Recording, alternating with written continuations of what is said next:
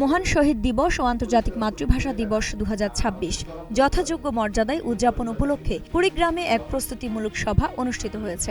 16 ফেব্রুয়ারি সোমবার সকাল 11টায় জেলা প্রশাসকের সম্মেলন কক্ষে আয়োজিত সভায় সভাপতিত্ব করেন অতিরিক্ত জেলা প্রশাসক বি.এম. কুদরত এ খুদা।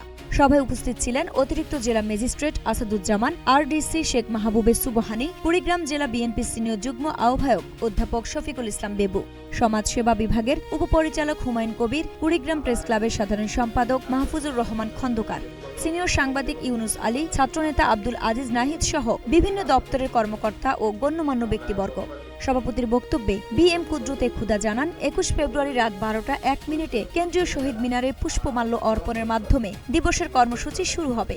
এছাড়াও আলোচনা সভা, শিশুদের চিত্রাঙ্কন প্রতিযোগিতা এবং অন্যান্য কর্মসূচি পালনের সিদ্ধান্ত গৃহীত হয়। তিনি ভাষা শহীদদের প্রতি গভীর শ্রদ্ধা জানিয়ে মাতৃভাষার মর্যাদা রক্ষায় সব কর্মসূচি সুশৃঙ্খল ও সম্মানজনকভাবে বাস্তবায়নে সংশ্লিষ্ট সবার সমন্বিত প্রচেষ্টা কামনা করেন।